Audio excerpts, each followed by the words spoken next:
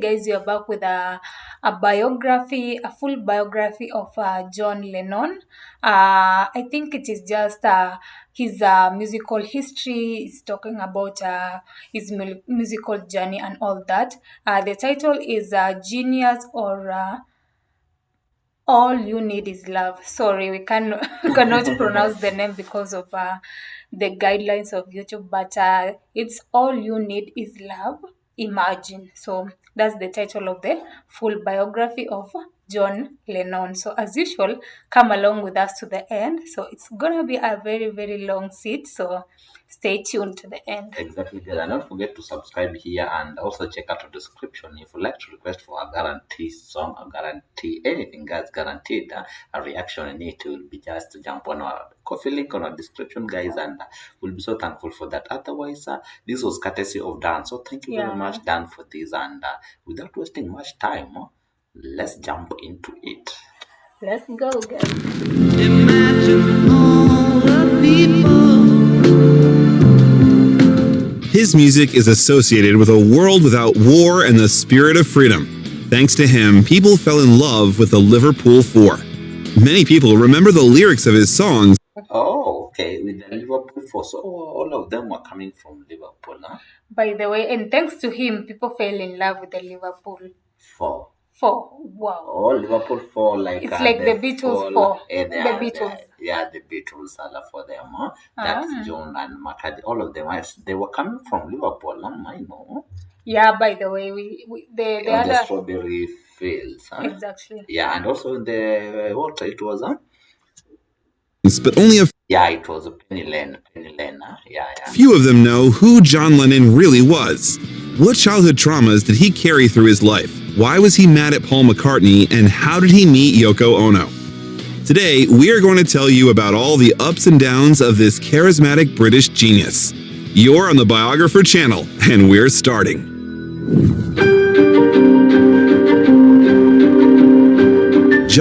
We start by growing up.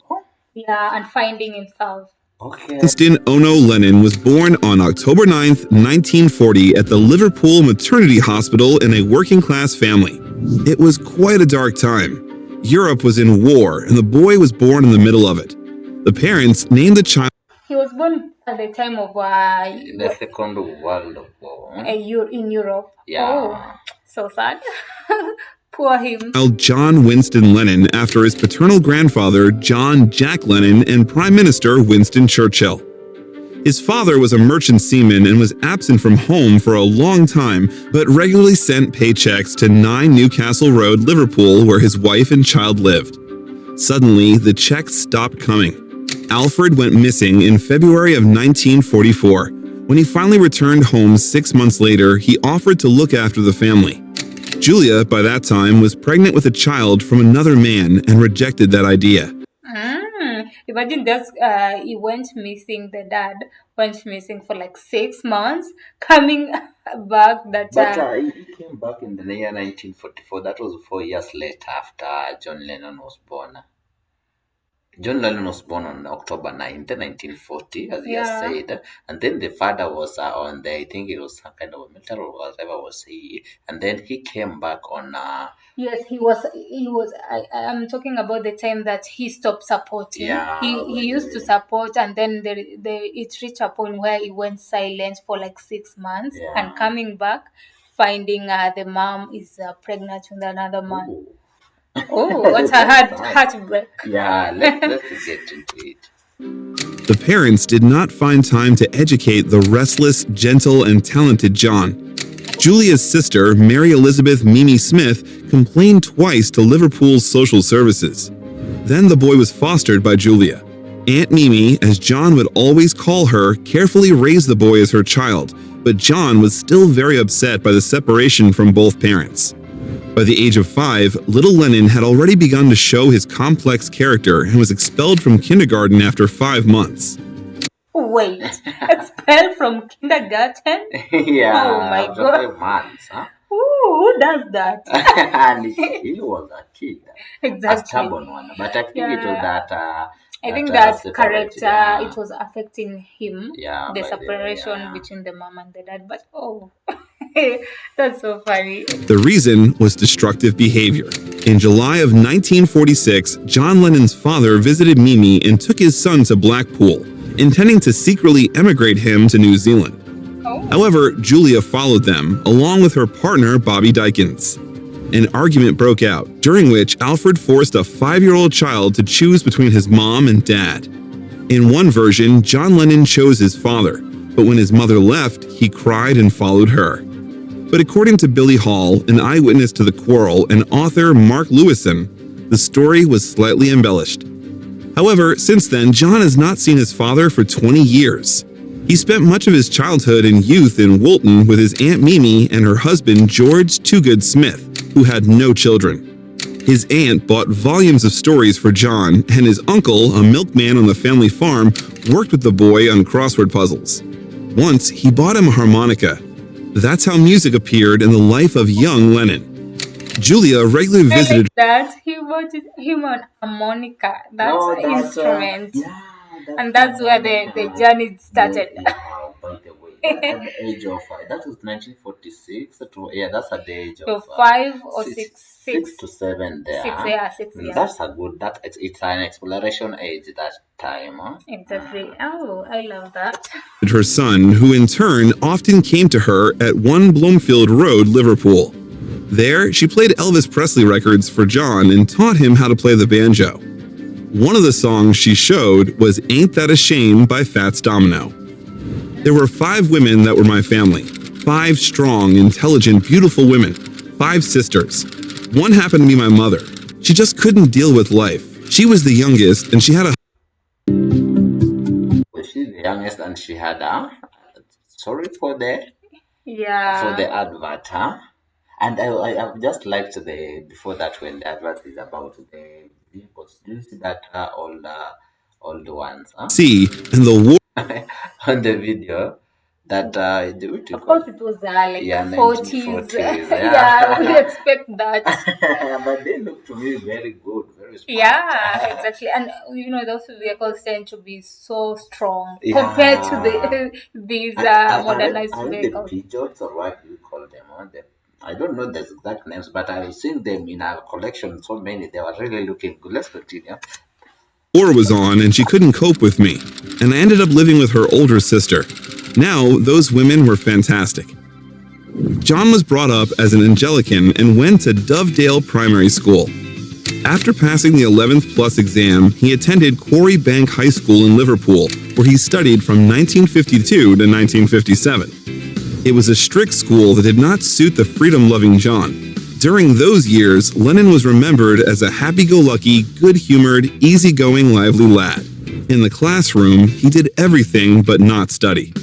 He often drew funny Imagine in a classroom, he did everything but not study. Okay, what was he doing? But that's I think one of the characteristics of the talented children, gifted and talented. They tend to be Yeah. stubborn and destructive because And they're very active, yeah but not active. in Yeah, classwork. exactly. Yeah, very destructive, active, and exploration. They are eager to know more, Exactly. curious. Yeah. So you see, he could be drawing. You see that he did everything But except not studying. Oh no my studying. God. He did drawing. Let's continue. cartoons of teachers and students that appeared in the school magazine, The Daily Howl, and wrote poetry and humorous stories. In his free time, the boy regularly visited his cousin Stanley Parks, who lived in Fleetwood, and took him to local cinemas. During school holidays, Parks visited Lennon and Leah Harvey, another of his cousins, and the 3 of them often traveled to Blackpool 2 or 3 times a week to watch the shows. While visiting Blackpool Tower Circus, they observed such artists as Dickie Valentine, Arthur Askey, Max Bygraves, and Joe Loss. John especially liked George Formby. In 1956, Julia helped John to buy his first guitar. It was an inexpensive Galatone Champion acoustic, for which she loaned her son £5 and 10 shillings. There was the condition that the guitar would be delivered to her home and not to Mimi's, knowing that her sister did not support her son's musical aspirations. Mimi was skeptical of his claims that he would one day be famous and hoped he would get bored with music, often telling him, "The guitar is all very well, John, but you'll never make a living out of it." Oh, In June of 1955, that's so sad. Exactly. The guitar is all well, but will never make Like, it a yeah. living out of it. That's so bad. The sister did not support that musical journey of John. But Yeah. look where music just made John to be famous and all that. Just the exact opposite what she said. Yeah.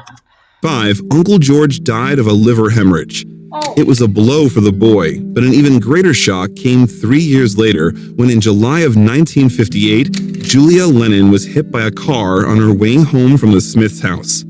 Such circumstances were not uncommon after the Second World War. It aroused anger in John Lennon, which he sublimated with pain and difficulty into an acute need for human communication. The death of his mother deeply traumatized John, and for the next 2 years, he drank heavily and often got into fights, consumed by a blind rage. He pestered everyone, but getting a fitting rebuff, he got into a fight with weaker guys. The memory of his mother would later serve as an inspiration for Lennon's work, even inspiring him to write the Beatles' 1968 song, Julia.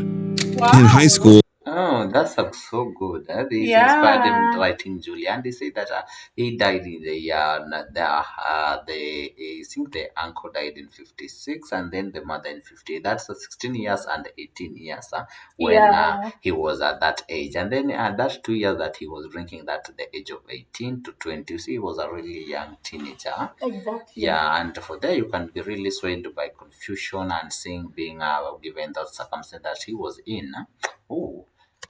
John's behavior changed considerably. Quarry Bank High School teachers said of him, "He has too many song ambitions and his energy is often misplaced, and his work always lacks effort. He is content to drift instead of using his abilities." The guy's bad behavior led to a small split in relations with his aunt. John failed O-level exams, but he was not allowed to work. He was admitted to the Liverpool College of Art only after a conversation between Aunt Mimi and the principal. In college, he began wearing teddy boy clothes. Also, he could be expelled for his behavior. "I come from the macho school of pretense. I was never really a street kid or a tough guy. I used to dress like a teddy boy and I identified with Marlon Brando and Elvis Presley. But I never really was in real street fights or real down-home gangs. I was just a suburban kid, imitating the rockers. But it was a big part of one's life to look tough." According to Cynthia Powell, Lennon's classmate and wife, he was thrown out of college before his final year. Many years later, in an interview, Because he was imitating the rock stars. Yeah. Yeah, that that I think music and that artist was in this blood. Exactly. Yeah. John would say about the dark period that he spent the whole of his childhood with shoulders up around the top of his head and his glasses off, because glasses were sissy and walking in complete fear, but with the toughest looking face ever seen. "I get into trouble just because of the way I looked. I wanted to be this tough James Dean all the time. It took a lot of wrestling to stop doing that, even though I still fall into it when I get insecure and nervous. I still drop into that I'm a street kid stance, but I have to keep remembering that I never really was one." John was a boorish bully and did not know what to do in life, but one thing would enchant him and help him decide. At 15, he formed a musical group, the Quarrymen, named after Quarry Bank High School. Founded Oh, He wow, formed that's a a great Quarry band. achievement at 15. 15, he had a Quarry band. Then Yeah, that's a cool. music group after the school. Yeah, that's very good. Very Wow, bright. a very good step. and A great idea. achievement. Yeah, he was.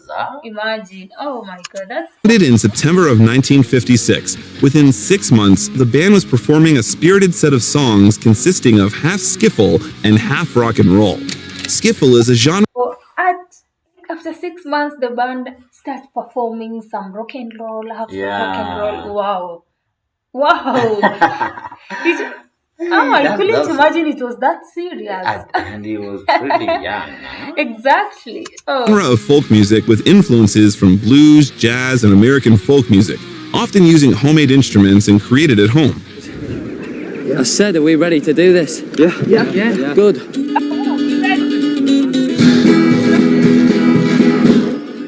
Then, in the summer of 1957, Have you seen that performance that they were doing? This one, huh? Yeah. They were really looking good. You can see with some guitars. Wow. And what is this?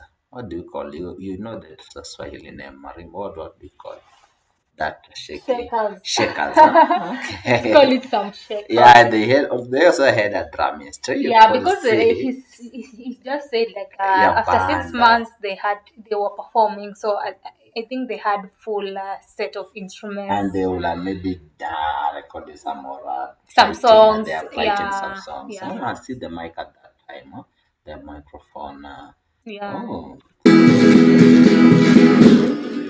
Then, in the summer of 1957, John and his team performed at St. Peter's Church Garden Fete. John played his guitar and sang. Eric Griffiths was the second guitarist, Colin Hanton played the drums, and Rod Davis played the banjo. Pete Shotton used a washboard to play his part, and Len Gary played bass, according to legend, created from a chest in which people kept tea.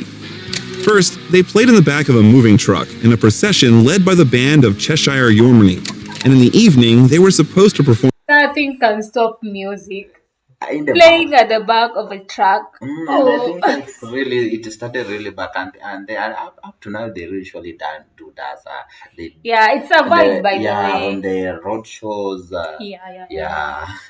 perform on stage. It was only the second performance of the Quarrymen at Woolton where John met Paul McCartney. Soon, they would become a strong creative duet as part of the group and would sign their musical works Lennon. They first met McCartney at Exactly that at that church group. performance, 57. Huh? Yeah, when he was with the other band. McCartney for a long time.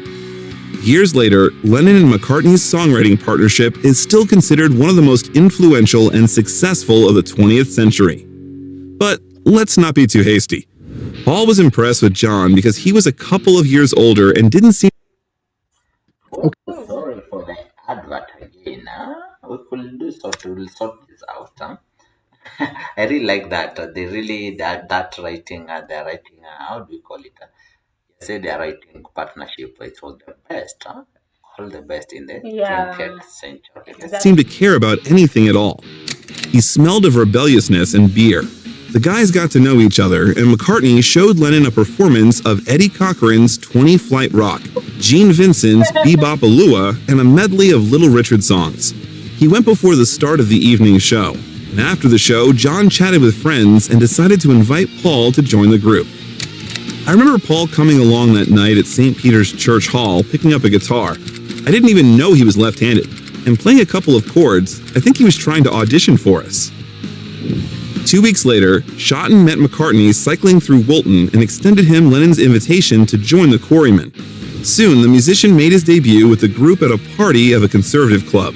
By that moment, Shotton and Davis had left the band as it moved more and more away from skiff into a rock direction.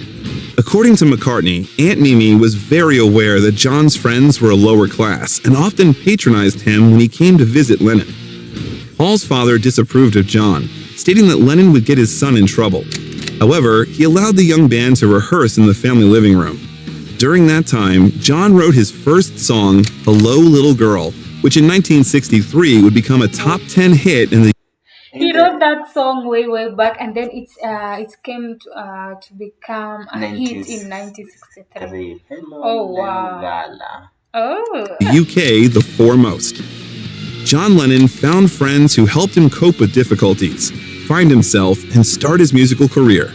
The first Quarrymen concerts would quickly become something unexpectedly big for John and the company.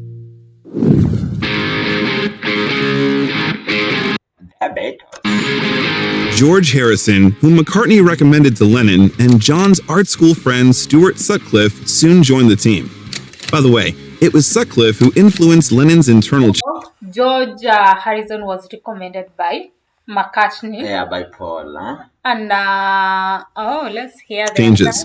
At some point, John began to read a lot, especially the American beatnik writers that became popular in Britain. He began to pay more attention to his studies, and the Italian artist Amedeo Modigliani became his new hero, along with Elvis. Sutcliffe would become one of the main inspirators. So Elvis was also in the picture. Yeah, he was, and I think the previous he was he was there before them. Huh?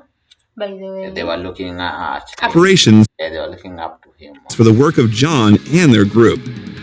Of all the people who surrounded the guy in the early 60s, John considered Sutcliffe as a close friend. Stewart was a talented artist and was destined to become a second Picasso. He was in the Liverpool Bohemian crowd, and his paintings regularly appeared at contemporary art exhibitions. John was drawn to that world since he was interested in art and literature. However, he was still a simple street kid from the working outskirts of the city. John negatively influenced Stewart, sometimes dragging his friend into drunken brawls in pubs. Nevertheless, Lennon persuaded Sutcliffe to use the royalties from one of his paintings to buy a bass guitar and join the band. So John Lennon, along with McCartney, Harrison, and Sutcliffe, became the Beatles in the early 1960s. The idea for the So the Beatles were formed in the early 1960s. Yeah. Yes. Wow. name belonged to Sutcliffe. He wanted the group to be called the Silver Beatles, but John suggested doing the Beatles through A, so the word beat was also read in the name. The Beatles were invited to play a 48-day residency in Hamburg, West Germany in August of the same year. The band actively searched for a drummer and found him in Pete Best, who successfully fit in the band. John's aunt, who found out about that trip, was worried and begged Lennon not to go and continue studying art. By 1960, Hamburg, rising from the ruins of World War II, had earned a reputation across Europe as a city of vice and criminal activity.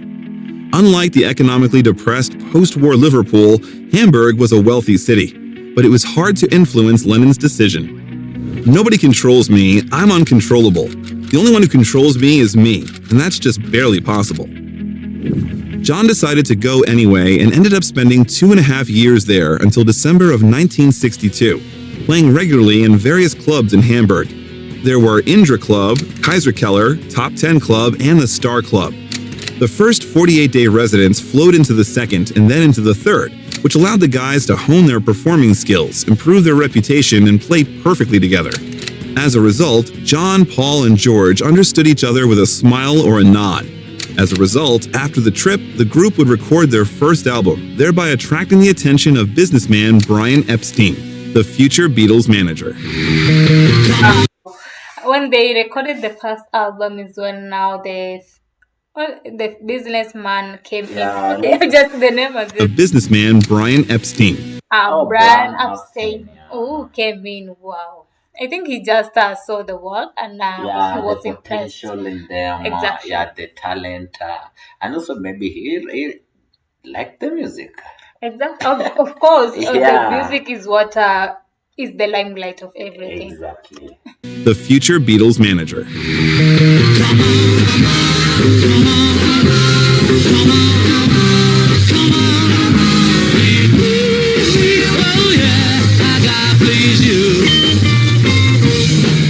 In the meantime, in Hamburg, the group played American rock and roll every night in small clubs, slept in dressing rooms, and went to the toilet in the cinema across the street.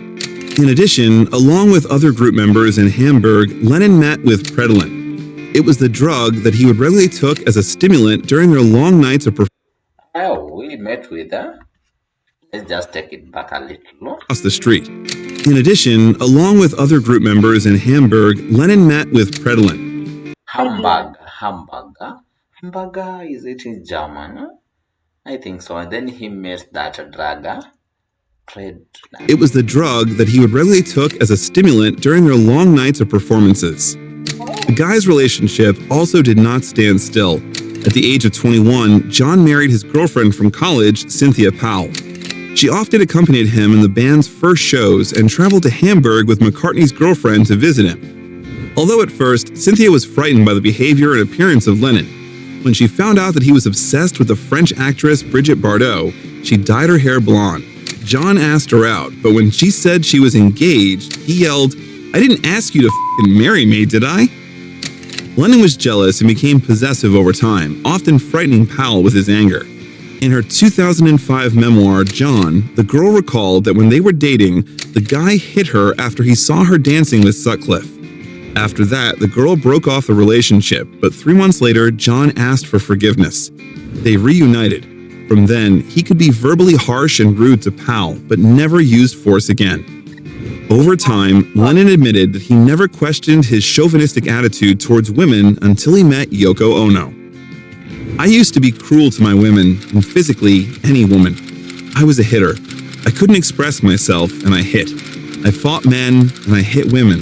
That is why I'm always on about peace. In July 1962, John found out that Cynthia was pregnant and insisted on getting married. The couple got married on August 23rd, with Brian Epstein serving as best man. Their marriage took place when uncontrollable love for the group Beatlemania was gaining momentum throughout the UK. Epstein was afraid that fans would be disappointed by the married Beatles member, and therefore asked the Lennons to keep their marriage a secret. On April 8, 1963, John and Cynthia had a son, Julian. The musician was on tour, therefore he saw the baby only 3 days later. The group flourished because Sutcliffe laid the creative intellectual foundation for John and the other Beatles. And over time, that would help the group evolve from just a talented boy band into a complex phenomenon in the world of art. Brian Epstein, who had been managing the band since 1962, had no previous band management experience, had a strong influence on the band's dress code and attitude towards the stage. John initially resisted the imposition of the trappings of a professional scene, but eventually complied, saying, "I'll wear a bloody balloon if someone's going to pay me." So the band underwent some changes, including the lineup. Sutcliffe decided to stay in Hamburg, where he met his love, and Paul McCartney took his place. Instead of Pete Best, Ringo Starr sat on the drums. Thus, the final composition of the Beatles was formed, which would last 8 Can So you take it? Ringo came in way later.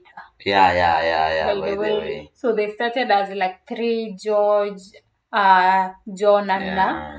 Paul, Yeah. and then now Ringo came in. I was waiting to hear when did Ringo join, because I've been hearing the three, and then yeah. and Paul McCartney took his place. Instead of Pete Best, Ringo Starr sat on the drums. Thus, the final composition of the Beatles was formed, which would last 8 years and bring them worldwide fame. Interestingly, John often used pseudonyms throughout his musical career, especially in the early days. For example, he owned such names as Dr. Winston O'Boogie, Booker Table, Dwarf McDougal, Reverend Fred Gherkin, the Honorable John St. John Johnson, Joel Nunn, and Captain Condolini. Meanwhile, John continued to correspond with Sutcliffe. During that period, Stewart's health deteriorated. He had headaches, insomnia, and bouts of nausea. Over time, his notes and drafts would be found, revealing the significance of Lennon's support and their correspondence to Sutcliffe. The artist's health problems were also described there. Unexpectedly for everyone, especially for John, on April 10, 1962, Stewart Sutcliffe died. The cause was a brain hemorrhage. Lennon found out about that when the Beatles arrived in Hamburg a few days later to open a new music venue, the Star Club. The news sounded like a bolt from the blue to John, and he struggled to keep his composure. Stewart's wife, Astrid Kircher, wrote in a letter to his mother, "Oh, Mom, Lennon, is in a terrible mood now. He just can't believe that darling Stewart never comes back. He's just crying his eyes out. John is marvelous to me. He says that he knows Stewart so much and he loves him so much that he can understand me." Having played a night concert with the group after, he finally gave vent to his feelings. At the after-party, Lennon got very drunk and did not watch his language, speaking rudely to everyone. He was shocked and distressed, feeling the echoes of his past sufferings after the loss of his mother. The loss of his best friend meant a lot to him. He had no one else to share his wildest ideas and get answers on how to implement them. But as usual, the dark stripe was followed by a light one. The group's first single, Love Me Do, was released in October of 1962. October 1962. 1962. That is Love Me Do, first singles. I think they started with an album or something. Yeah, they started with an album. Now this is the first single to be released. it's introducing a new group from Liverpool. They're very cool. So I love. And reached number 17 on the UK charts. On February 11th of the next year, the Beatles recorded their debut album, Please Please Me. In addition to the previous singles, the work on the album at EMI Studios took less than 10 hours. Although, John was suffering from the effects of a cold at that time. We can hear it in the vocals on the last song recorded that day, Twist and Shout. But I think he used the song to just release of the painful memories he Yeah, has. by the Because way. imagine losing your dad, your mom, like your Yeah. uncle, then now, Your but mom. your mom, and now your friend. Like, oh, Yeah. that's too much to bear. At early 20s, by the way. Oh, that's so heartbreaking. Yeah. 8 songs on the album, except for some song titles, one of which was the album title. Lennon had yet to bring his love of wordplay to his lyrics, saying, "We were just writing songs, pop songs with no more thought of them than that, to create a sound, and the words were almost irrelevant." Many years later, Paul McCartney would say in an interview that the other Beatle members idolized Lennon. "He was like our own little Elvis. We all looked up to John. He was older and he was very much the leader. He was the quickest wit and the smartest." Oh, so John was older than every one of them, Yeah, exactly. and they looked him as a leader. Wow. Yeah, and you see, even that time when Paul was joining him, he said that he was looking up to John as a elder brother at that time By when the they were way. starting out of 57 there when they were doing at the church. So to be like to in a full body of the Beatles really began with John and Paul, yeah, exactly that way. and now George came in and Yeah. Ringo You came see, in, they had that first group when they were. and the board as well was really strong because Yeah. they started as friends. Exactly. So, Before then, the band came in. That By the idea way. chipped in. The album was released on March 22nd and produced by George Martin, who worked with the band so passionately and diligently that he had a nickname of the Fifth Beatle. The record topped the record retailer's LP charts for 30 weeks, an unprecedented feat for a pop album at that time. And the single, Please Please Me, reached #1 on the NME and Melody Maker charts. With their debut album, the band achieved mainstream success in Britain and went on tour. John was never really at a loss for words, so during the Royal Variety Show performance, which was attended by the Queen Mother and other British royalty, Lennon poked fun at the audience. For our next song, I'd like to ask for your help. For the people in the cheaper seats, clap your hands. And for the rest of you, if you'll just rattle your jewelry. After the year of Beatlemania in the UK, in February of 1964, the band's debut performance in the United States at the Ed Sullivan Show became historic and marked the beginning of world fame. 2 years of constant touring.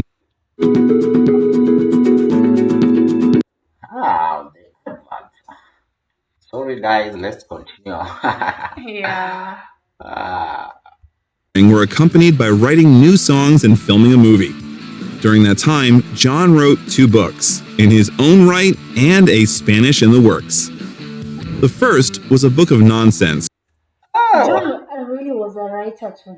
Exactly. Remember, he started writing at school at kindergarten. You saw where he was drawing some pictures. Yeah, he was. I was about to say no. He was drawing. Yeah. The way he was drawing the teachers. Yeah, he was drawing students. at teacher and students, but writing something besides, some jokes, some Exactly. convos. I think he was a good writer then.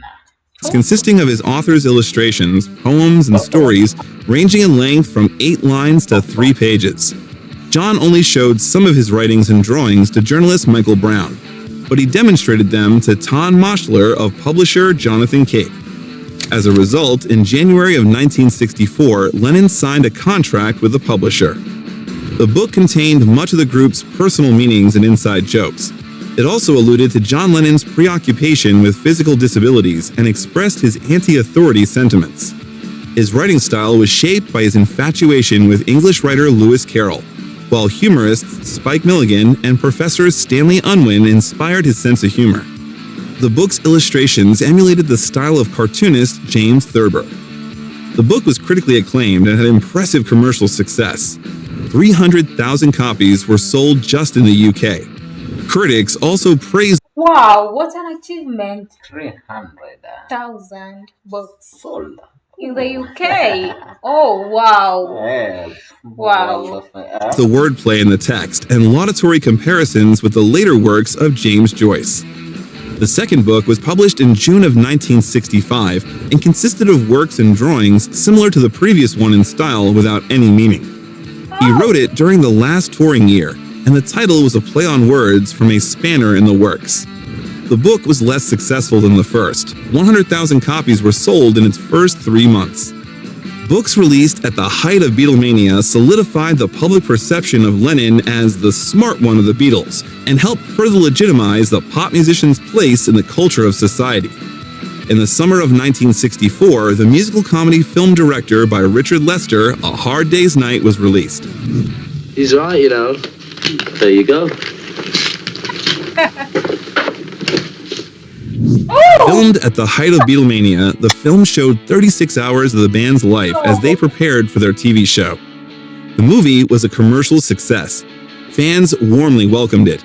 Critics had cited the film's impact because it directly led to all the kaleidoscopic London... You remember the movie that we did there, All Night or something? All Night? Yeah, and the guys, we requested for the movie if anyone had that movie that they featured But in. we saw some like a part where the Beatles featured in. I think it was they also recorded one of the songs Yeah, in exactly. the movie. Yes, and They I think featured that scene their also songs. did the scene. You remember Yeah, we this? saw the scene. Yeah. I don't know. Critics had I'm the name. It's All Night something, that movie. Yeah. Oh. cited the film's impact because it directly led to all the kaleidoscopic London spy thrillers and comedies of the late 60s. There were many moments during filming. George Harrison, in one scene, accidentally tore his suit, and John Lennon, giving a girl reporter a written answer to the question if he had any hobbies, wrote the word boobs. Also, there was his first meeting with his father in 17 years on one of the shooting days. Alfred Lennon arrived at the band manager's office. Brian Epstein sent a car for John, but the first guy's words at the meeting were, "What do you want?" And the meeting lasted no more than 20 minutes. Then an angry John told him to get out. A year later, the second Richard Lester project with the Beatles was released. Help was a musical comedy adventure film about the band's struggles to record their new album. In parallel, they tried to protect Ringo Starr from a sinister cult and a pair of mad scientists while they were obsessed with getting one of his rings. The film had its royal world premiere at the London Pavilion Theatre and the West End of London, in the presence of Princess Margaret, Countess of Snowdon, and the Earl of Snowdon. Commercially, the film was still successful, although it appealed to a smaller number of people. Some claimed that he influenced the development of music videos. Following the film's release, the band released its soundtrack as their self-titled fifth studio album. I need somebody help. In the same year, the Beatles received recognition from the British establishment. The Liverpool Four were awarded the members of the Order of the British Empire in the 1965 Queen's Birthday Honours. By that time, What an honor. Exactly. Oh, the Liverpool Fall. The Liverpool Fall. Yeah. the band had become insanely popular with more and more fans. Lennon was concerned that fans attending Beatles concerts could not hear the music due to the crowd's screams. As a result, they had to play a little louder, but musicality suffered from it. The title track from the album Help expressed John's personal feelings in 1965. He recalls, "I meant it. It was me singing Help." Then, because of the worries, he gained weight, which he would later talk about as his Fat Elvis period. John felt that he was subconsciously seeking changes. In March of the same year, Lennon and Harrison, not of their own free will, took LSD. One evening, a dentist who hosted a dinner party, which was attended by the musicians with their wives, put the drugs in the guest's coffee. At the time, the mind-altering drug was still legal, and the public remained unaware of its existence. As the boys got ready to leave, the dinner organizer revealed what they had taken and strongly advised them not to leave the house due to the intended consequences. Later, in the nightclub elevator, they were convinced that it was on fire. Lennon recalled, "We were all screaming, hot and hysterical." Personality of John Lennon, despite the popularity of the Beatles, stood apart and stood out from the background of other band members. All the Beatles' creative successes and victories played into the hands of John. On the contrary, any of his statements and precedents did not affect the group's reputation in the best way. In March of 1966, during an interview with the Evening Standard reporter Maureen Cleave, Lennon remarked, "Christianity will go. It will vanish and shrink. We're more popular than Jesus now. I don't know which will go first, rock and roll or Christianity." The comment This guy is kind of cool. Like, you're more popular than Jesus. was unnoticed in England, but caused great outrage in the US when a local magazine quoted it 5 months later. The subsequent furor, which included the burning of Beatles records, the activities of the Ku Klux Klan, and threats against Lennon, contributed to the band's decision to stop performing in America. After the band's last concert on August 29, 1966, John starred in Richard Lester's anti-war black comedy How I Won the War, based on Patrick Ryan's 1963 novel of the same name. Lennon had just taken a break from the Beatles and was invited by Richard Lester to play the role of Musketeer Gripweed in the film. It was his first and last non-musical role. To prepare for it, John had his hair cut, and the new hairstyle contrasted sharply with his mop-top haircut look. During filming, he began to wear That was a film. They Yeah, were filming. yeah. I was like, oh, what happened to his body? They were filming something. Oh, guys, thank you so much for watching to this particular point. Yeah. Oh, it has been a very, very long. I think let's just take a pause, a minute, because so that we can continue, because the history, the story, Yeah. is just the tea is becoming hotter. So let's continue. round granny glasses, the same ones worn by the screenwriter of the film Charles Wood, standard glasses for the short-sighted. According to Paul McCartney, Lennon was blind as a bat. But thanks to filming with glasses, finally he was able to see freely and not worry about his appearance. He mostly wore that particular style of glasses for the rest of his life, although they were far from trendy. Now, they have become iconic and are known as the John Lennon glasses. Oh, they have become iconic, that glasses. And they are now known John Iconic. Yeah, and remember when he was shooting that film, he was not comfortable shooting without them. He didn't think it not look good, and when he wore them, he was now comfortable to shoot it. And it is like thanks to the filming glasses, he was able to see better. Yeah. Yeah. Oh. photograph of Lennon as Gripweed appeared in many print publications, including the front page of the first issue of Rolling Stone magazine in November of 1967. Don't take it too hard. The Spanish location for filming was boring for John, so Ringo Starr came to keep him company. However, working on the project was finally a refreshing change in Lennon's increasingly challenging and isolated musical career with the Beatles. Now, he was just another cast member on set, a relatively minor one who could interact like a normal person with the crew and others. So Lennon insisted on visiting the filming set every day. I think what's the name of this film, because I look this so a must joking. watch. Like we must. By the way, watch this film, By the way, yeah. it looks kind of of comedy or something. Yeah, interesting. Huh? Exactly. As a learning experience, even if he wasn't needed there. While in Almeria, John rented a villa, Santa Isabel, which he and his wife Cynthia Lennon shared with his co-star Michael Crawford and his wife Gabrielle Lewis. The wrought iron gates and the surrounding lush vegetation of the villa reminded John of Strawberry Field, a Salvation Army garden not far from his childhood home. It inspired Lennon to write the song Strawberry Fields Forever during filming. In November of '66, Strawberry Fields Oh, and I think that's the film that they put on the Strawberry Field Forever Yeah, it's video. having Huh? that. Film or see that And get- guitar. Exactly. Yeah, that would be- John returned to his bandmates for an extended recording of new material. Lennon became seriously addicted to LSD, and according to British music critic and writer Ian MacDonald, his permanent drug use in 1967 brought him close to erasing his identity. Lennon himself explained it. LSD was the self-knowledge which pointed the way. I was suddenly struck by great visions when I first took acid, but you've got to be looking for it before you can possibly find it. Perhaps I was looking without realizing it. Perhaps I would have found it anyway. It would have just taken longer. Soon, the single Strawberry Fields Forever was released, which was noted by Time magazine for its astonishing inventiveness. Strawberry Fields Forever. The album Sgt. Pepper's Lonely Hearts Club Band became the group's iconic and very successful record. 27 weeks at #1 on the record retailer chart in the United Kingdom, and Oh, 27 weeks those as are number 2 one. months. Yeah, exactly. 27, no.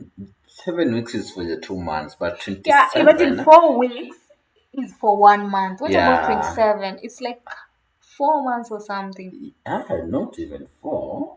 It's around 8 there. It's a lot of money. Yeah, wow, wow, wow. Let's In continue. 15 weeks at number 1 on the Billboard Top LPs chart in the United States. Critics noted that the innovative approach to songwriting. John Lennon's lyrics contrasted strongly with the simple love songs of the band's early years. Do you think drugs influenced the development of the group's creativity, or did they become such a legendary band by simply studying music? Write your opinion in the comments. We read all of them. The summer of 1967 was special for the group and the whole world. People were already pretty tired of wars. Remembering the Second World War, which had recently died out, humanity witnessed the Vietnam War, which lasted for several years. Then, society was looking for ways to end the conflict and tell the world that war was not an option. War was terrible, and instead of war, you needed to show your love. That's how Summer of Love happened. A social phenomenon brought together about 100,000 young people who shared the fashion and hippie views and gathered in San Francisco's neighborhood of Hot Ashbury.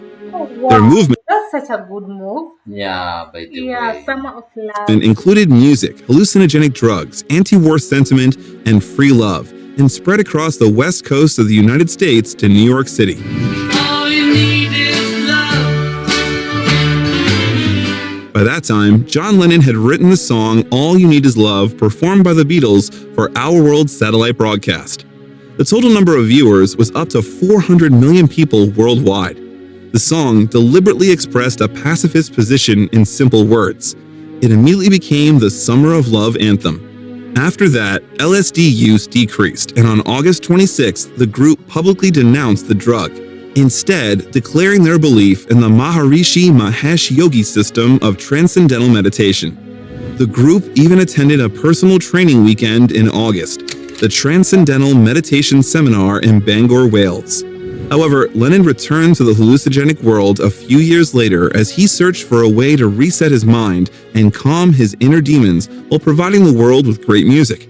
The group found out about Brian Epstein's death during a workshop in Bangor.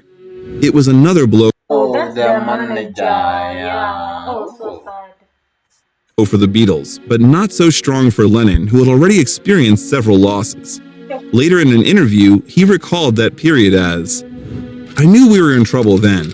I didn't have any misconceptions about our ability to do anything other than play music. I was scared. I thought, he had it now." By that time, Lennon's aggressive personality, which had arisen in his childhood, disappeared, and he spent considerable time sitting in his solarium or the garden daydreaming for hours. He became a bit uncommunicative towards people, including Cynthia, apart from the others from the Beatles who had an almost unspoken ability to understand each other. Cynthia once complained to John, saying she wished we had a holiday, John, Julian, and me. To which Lennon replied, "Okay, I know. We're all to retire to a little cottage on a cliff in Cornwall, all right? No, I've got these bloody songs to write. I have to work to justify living." Cynthia understood his temperament, but felt frustrated that she had never developed her career. John still loved Cynthia and his son, but gradually moved away from the family due to working on songs on the new album. In February of 1968, the Beatles went to the Maharishi's ashram in India. Lennon had a personal interest. Arriving there, they wrote most of the songs for their new album, which would also be the only double album, The Beatles, or, as it was also called by the masses, The White Album. In anticipation of the band's trip to India, Cynthia found John's correspondences with Yoko Ono. They met at the London Indica Gallery in 1966, where Ono was preparing for an exhibition of her work. John was skeptical about concept art, but her exhibition intrigued him. Since then, they have been in contact. Lennon denied a connection to Ono, claiming that she was just a crazy artist looking for sponsors, although she made a flood of calls and visits to Kenwood. In India, he demanded a separate bedroom for himself, explaining that he could only meditate in solitude, and went every morning to check the mail from Yoko that Meditate. Meditate. Wow. Are you thinking what I'm thinking? Yeah, I think he was just thinking he was addressing some kind of kids because who does daily. After returning to Kenwood from India, Lennon drank on the plane and confessed to Cynthia about his connections with thousands of women around the world.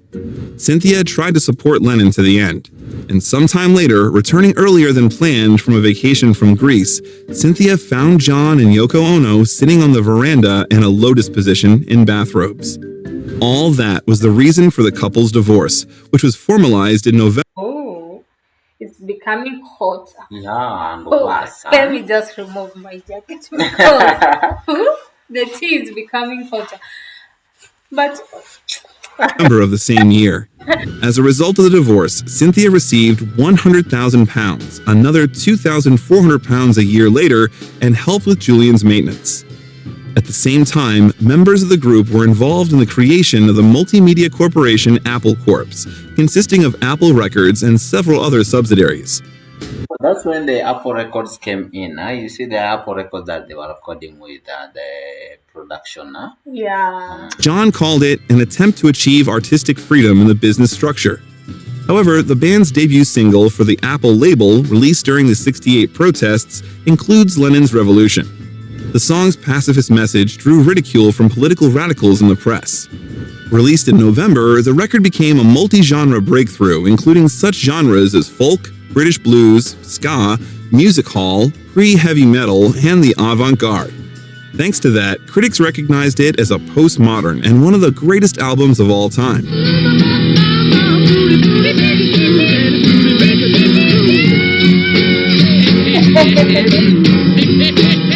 However, the transcendental meditation experience influenced the camaraderie within the band during the recording of the album.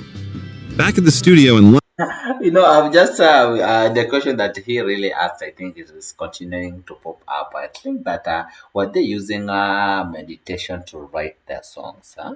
by the and I think that was a part of the maybe theme of the song or something because even they had to travel and visit. I don't know. He talked about that the shrine in India and all that. I think it was just part of the writing in the songs in their songs. So it's really helps. Remember, he posted a question asking Exactly. that the meditation did it really help in them writing or Exactly. not? Yeah, I think it was giving them at least some time to think hard, some maybe to think Yeah, to meditate.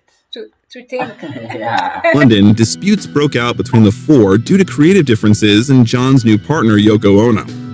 Escalating tensions in the Beatles recording sessions, Lennon insisted on I had to imagine the person that because at the previous relationship, when Cynthia asked John, "Who is Yoko to you?" and he was like, "It's just some crazy artist looking for sponsors." And now after the breakup, they are dating. Oh, Now in this, how about in the studio sessions? You've seen it, huh? yeah. having his new girlfriend by his side. The constant presence of the girl undermined the Beatles' policy of excluding wives and girlfriends from the studio. In December, John Lennon participated in a concert show organized by the Rolling Stones, the Rolling Stones Rock and Roll Circus. He performed alongside Yoko Ono as part of a one-time supergroup called the Dirty Mac, which included Eric Clapton, Mitch They are called the Dirty Mac. We should Yeah. search for that. Don't forget, By the way. the Dirty Mac. Mitchell, and Keith Richards. During that performance, John met the manager of the Rolling Stones, Alan B. Klein, and has since pushed for him to be the manager of the Beatles. We were impressed by the way he handled the business deals for the Rolling Stones. Besides, he was some of the cleanest polo neck sweaters I've ever seen. He's the only businessman I've ever met who isn't gray right through the eyes to the soul. Klein's candidacy was not approved only by McCartney, who never signed a management contract. Klein made an immediate impact on Apple, cutting budgets, firing unproductive employees, and establishing a professional atmosphere within the company. However, Ringo Starr left the band for 2 weeks in August after several problems. The same tensions would continue over the next year and lead to the band's breakup. I think Oh. generally solo career now started. I think generally that he broke one of the Beatles rules by not inviting. You see, they had a rule for not inviting the wives on the studio session, and this time round, the current that he was dating one of their members, they could not separate that Yoko from coming to the session because he was one of them now. Yeah. It becomes more tough. Wow. And even I think what relate to also that him going to a solo career is maybe that when the manager is no more, there is no one to manage them. Yeah, Now remember they changed the the new manager manager. is coming in, you know. So I think that those were some of the reason. Yeah, and Paul was not even into agreement with Yeah, that they new had so many manager. disagreements. The disagreements now came in. Mhm. Yeah, between all of them. Solo career now. My role in society, or any artist's or poet's role, is to try and express what we all feel, not to tell people how to feel, not as a preacher, not as a leader, but as a reflection of us all. On March 20th, 1969, John Lennon and Yoko Ono got married. They soon released 14 lithographs called Bad One, depicting scenes from their honeymoon.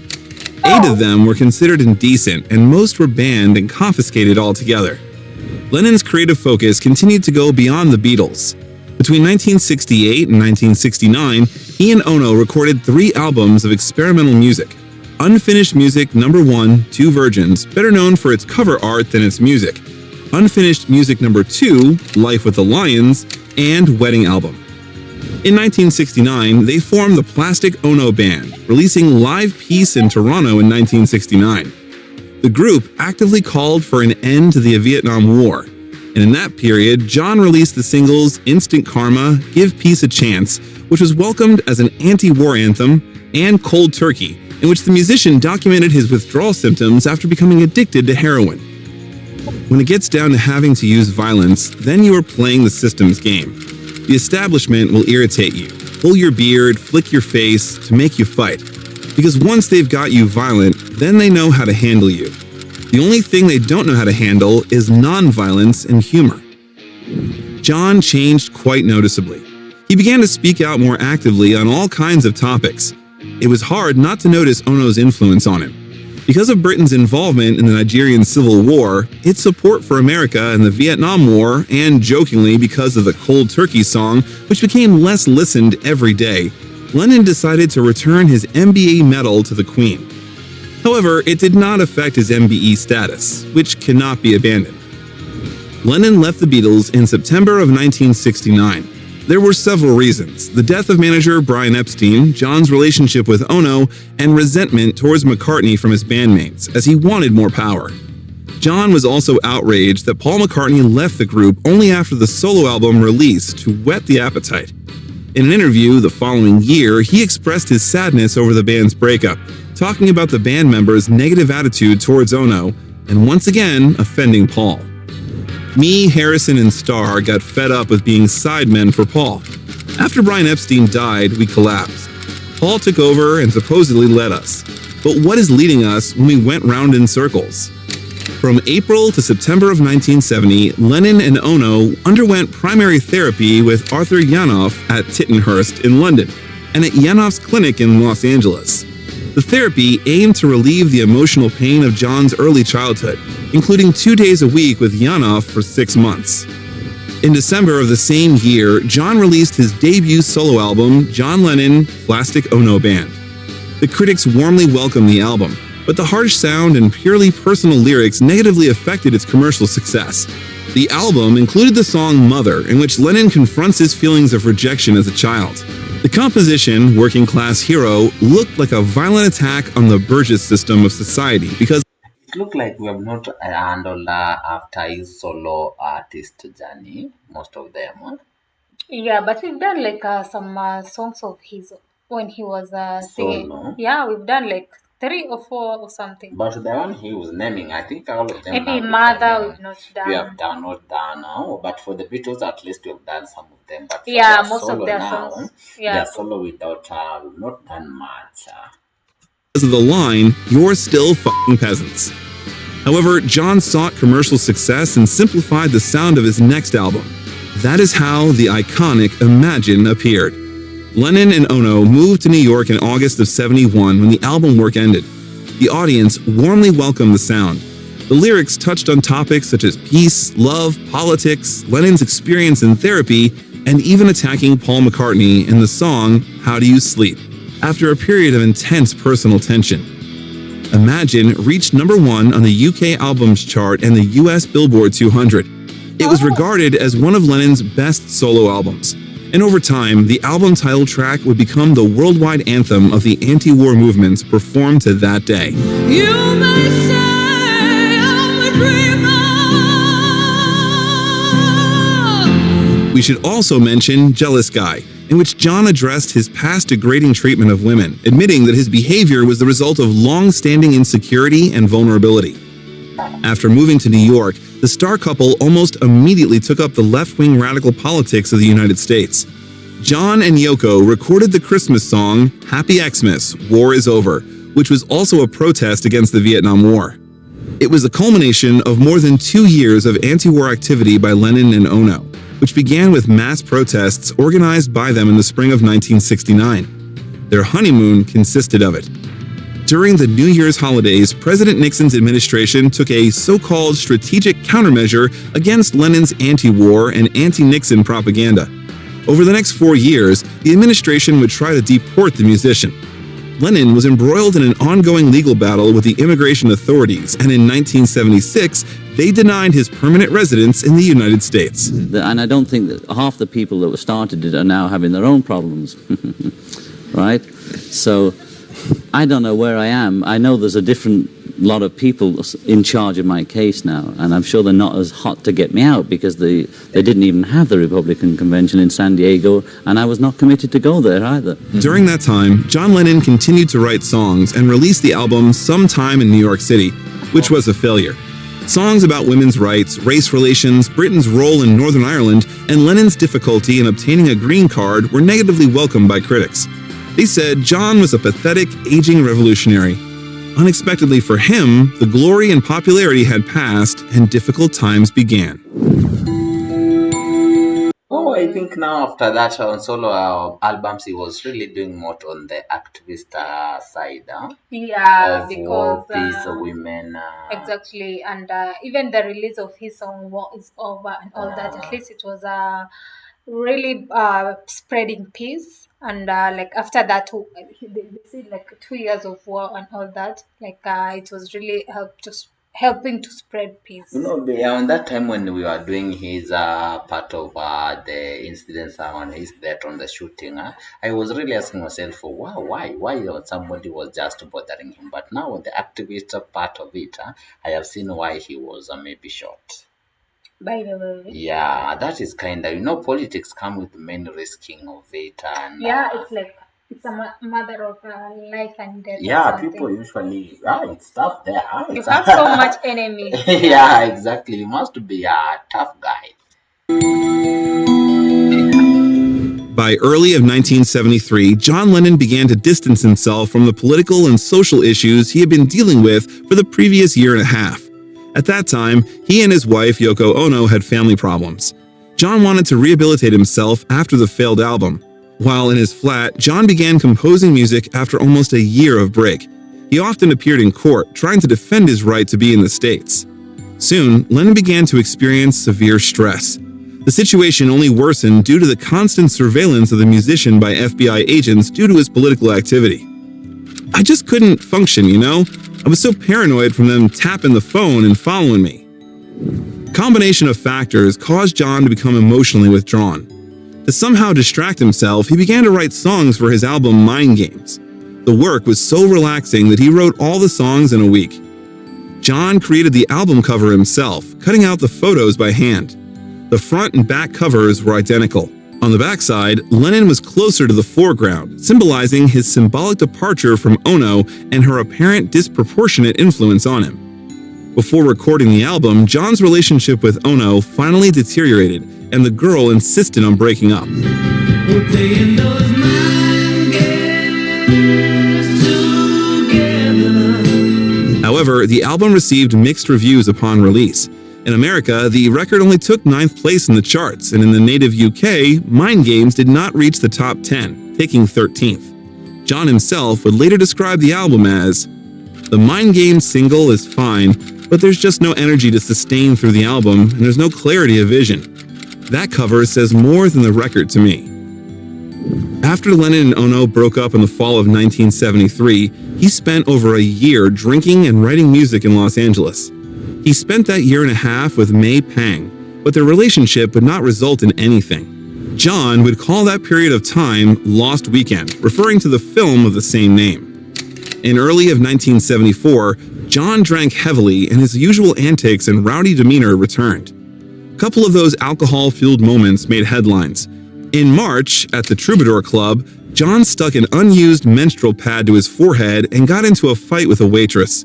2 weeks later, in the same club, Lennon and Harry Nilsson fought with the Smothers Brothers. As a result, they were thrown out into the street. Nevertheless, new songs continued to be released, and John Lennon even collaborated with Elton John and David Bowie. Both compositions, for some time, occupied the first place in the charts.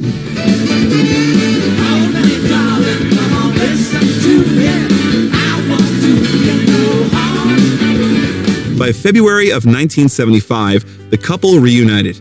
Soon, Lennon and Ono had a son. The boy was named Sean. He was born on October 9, 1975, on Lennon's 35th birthday. John's joy was hard to imagine. He immediately took on the role of a householder. The artist abruptly moved away from music, leaving Ono to decide all the affairs, and practically became a recluse. As he would later say in one interview, for 5 years, he baked bread and looked after the child. He dedicated himself to Sean, getting up every day at 6 a.m. to plan and cook meals and spend time with him. John officially announced his breakup from music in Tokyo in 1977. "We have basically decided, without any great decision, to be with our baby as much as we can until we feel we can take time off to indulge ourselves in creating things outside of the family." During a break in his career, he created several series of drawings and prepared a book containing a mixture of autobiographical material and what he called mad stuff. However, alas, he did not have time to release it himself. The details of that very personal period were unclear. It was unlikely that the couple's life was idyllic as they tried to show it. However, their marriage created an image as powerful as their activism and creativity. In June of 1980, Lennon chartered a 43-foot sailboat and set sail for Bermuda. On the way, he and his crew got into a storm. Everyone on board was seasick except Lennon. Then John took control and piloted the boat through the storm. The experience breathed new strength into him and his creative muse. As a result, he spent the next 3 weeks in Bermuda writing and refining tracks for the upcoming album. In October of 1980, Lennon came out of the break with a single just like Starting Over, and a month later, he and Yoko Ono released the album Double Fantasy. The name came from a flower John saw when he took Sean to a botanical garden in Bermuda. It's a type of freesia. What it means to us is that if two people picture the same image at the same time, that is the secret. The album included songs written by John on the islands. His music reflected Lennon's satisfaction with his newfound stable family life. Additional material was recorded for the planned follow-up album Milk and Honey. However, it, like the autobiographical book, would be released posthumously. On December 8, 1980, John Lennon was killed at the age of 40 while returning from a recording session with his beloved wife to their Manhattan flat. Surprisingly, John's killer turned out to be the man who just a few hours ago took his autograph, Mark David Chapman. The police took the distraught fan on the spot, and soon, after numerous assessments by psychologists and psychiatrists, he appeared in court and was sentenced to 20 years in prison. Well, if you want to pick it up from the night, I was standing there with a gun in my pocket. Knew you were going to shoot him? Sorry? Knew you were going to shoot him? Absolutely. Okay. Lennon is still mourned all over the world, visiting numerous memorials and making offerings. In 2002, Lennon's hometown airport was renamed Liverpool John Lennon Airport. In 2010, on Lennon's 70th birthday, Cynthia and Julian Lennon opened the John Lennon Peace Monument in Shavas Park in Liverpool. The sculpture, titled Peace and Harmony, displays symbols of peace and bears the inscription, Peace on Earth for the Conservation of Life, in honor of John Lennon 1940 to 1980. In addition, John received his star on the Hollywood Walk of Fame. And in December of 2013, the International Astronomical Union named one of the craters of Mercury in honor of John Lennon. Lennon's influence, especially on the Beatles, cannot be overestimated. Having revolutionized the sound, style, and attitude of society towards popular music, as well as opening the doors of rock and roll to a wave of young British rock artists, the band spent the rest of the 1960s pushing the stylistic boundaries of rock into what it is today. John's death was a shock to friends, loved ones, family, and fans worldwide. He passed very early without having time to do and say much. We talk about his murder in detail in another video. Why was a talented performer killed? Is it the fault of the FBI? Click on the link and watch to find it out. And this is where our video comes to an end. Thank you for watching. Oh, wow. That was the John Full Lennon biography. full biography. Oh my God. How? And I think that title, the guy just misled something because that or what, I think the guy was a genius here because one, he could embrace his challenges and the change of things very easy. Remember, there's a shift where at 18, he had that loss of his uncle, his mother. Yeah, and then he has really gone through a lot. Yeah, he came and, to alcohol at that 18 to 20, and then he shifted to band the issue, and then he was really dedicated into it. And when the some breakups. when the breakups came, he was still on the music part. He has to stop the music for like a year to deal with family issues, and then he came back in the process of shooting and recording.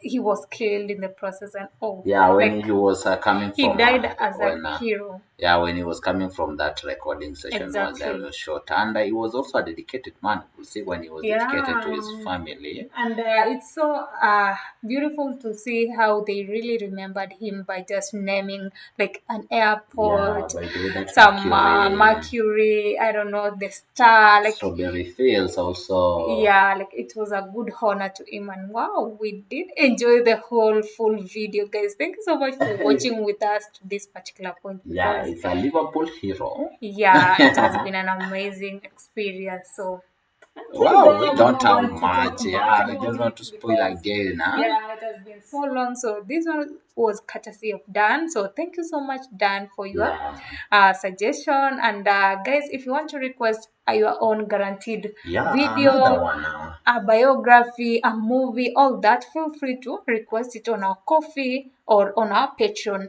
All the links are just on the description below. Otherwise, yeah, you guys just want to say that thank you for watching, and stay tuned, more and more to come. Don't forget also to share your thoughts on this one exactly on the comment section. Otherwise, we are out. We hope to see you soon. Bye bye.